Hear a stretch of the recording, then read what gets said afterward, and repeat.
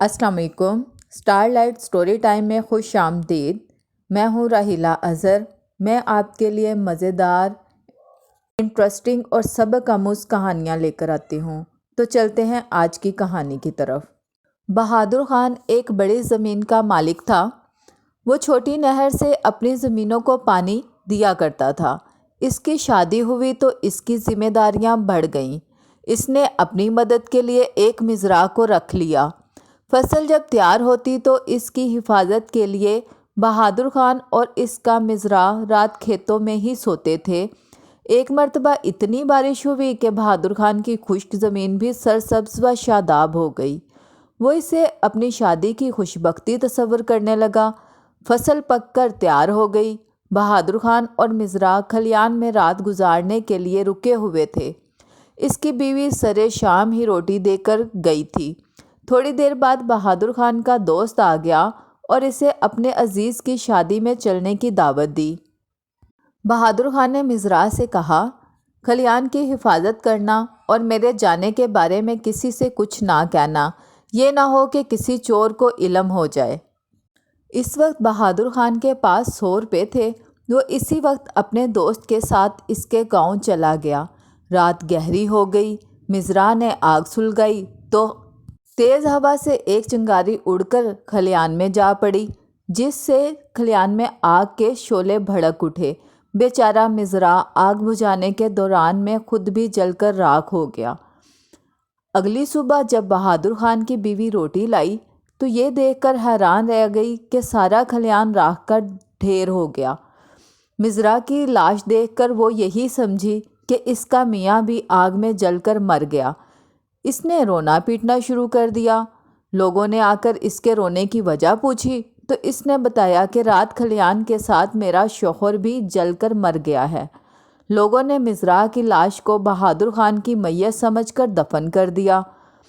چند دن بعد جب بہادر خان شادی سے لوٹا تو آدھی رات کا وقت تھا۔ گھر کے سب لوگ سو رہے تھے۔ جیسے ہی بیوی کی نظر اس پر پڑی، وہ سمجھی کہ میاں کے روپ میں بھوت آ گیا ہے۔ وہ ڈر کے مارے چلانے لگی۔ اس کی چیخ و پکار سے گھر کے اور آس پاس کے لوگ جمع ہو گئے اور پوچھنے لگے، کیا ہوا؟ کیوں چلا رہی ہو؟ بیوی نے بتایا کہ مردے کا بھوت آ گیا ہے۔ بہادر خان یہ سن کر بہت حیران ہوا کہ اسے مردہ کہا جا رہا ہے۔ وہ لوگوں سے خوفزدہ ہو کر وہاں سے بھاگا اور ایک قبرستان میں جا کر دم لیا۔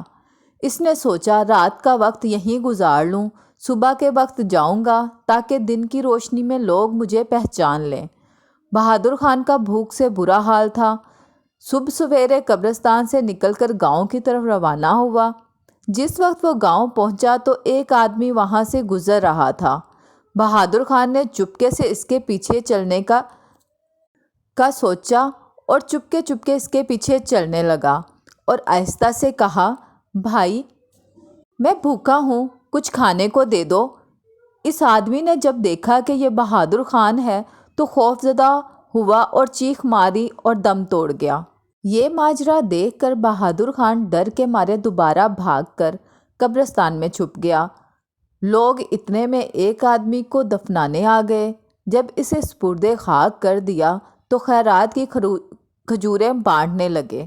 ایک آدمی بولا، پہلے گن لو کتنے لوگ ہیں، پھر اسی حساب سے بانٹنا۔ دوسرا بولا کہ 100 لوگ تو ضرور ہوں گے۔ بہادر خان بول اٹھا، 100 آدمیوں کو تو بعد میں دینا، پہلے مجھے میرا حصہ تو دو۔ بہادر خان کی آواز سن کر لوگ جوتے، بیلچے اور کھجوریں چھوڑ کر بھاگ کھڑے ہوئے۔ بہادر خان نے سوچا، نہ جانے میں نے کیا قصور کیا ہے کہ یہ لوگ مجھے دیکھتے ہی بھاگ کھڑے ہوتے ہیں۔ بھوک کے مارے برا حال تھا، کھجوروں پر ٹوٹ پڑا۔ آدھی رات ہوئی تو کیا دیکھتا ہے کہ ایک آدمی کالے کپڑے پہنے اسی آدمی کی قبر پر آیا ہے اور قبر پر کھڑا ہو کر کچھ پڑھنے لگا، جس سے قبر پھٹ گئی اور اس سے مردہ باہر نکل آیا۔ بہادر خان سمجھ گیا کہ یہ جادوگر ہے۔ اس نے سوچا، کیوں نہ جادو سیکھ لوں۔ اس کے پیچھے سے جا کر جادوگر کو پکڑ لیا۔ جادوگر نے کہا، مجھے چھوڑ دے۔ بہادر خان بولا، تجھے ہرگز نہیں چھوڑوں گا جب تک تو مجھے جادو نہیں سکھا دیتا۔ جادوگر نے کہا اچھا سکھاتا ہوں، ذرا الگ ہو کر کھڑا ہو جا۔ جادوگر نے نہ جانے کیا پڑھ کر پھونکا کہ وہ مردہ بہادر خان کے پیچھے لگ گیا۔ جادوگر خود بھاگ گیا۔ بہادر خان اس مردے کو دھکے دیتا مگر وہ اس سے جدا نہ ہوتا۔ بہادر خان خربوزے کے کھیت میں جا گھسا۔ کھیت میں گیا تو کیا دیکھتا ہے کہ وہ مردہ اس کے پیچھے چلا آ رہا ہے۔ بہادر خان نے کہا بھائی مجھے چھوڑ دے، لوگ تو پہلے ہی مجھ سے بیزار ہیں، تجھے میرے ساتھ دیکھ کر اور بھی ڈر جائیں گے۔ مردے نے بہادر خان کا اب بھی پیچھا نہیں چھوڑا۔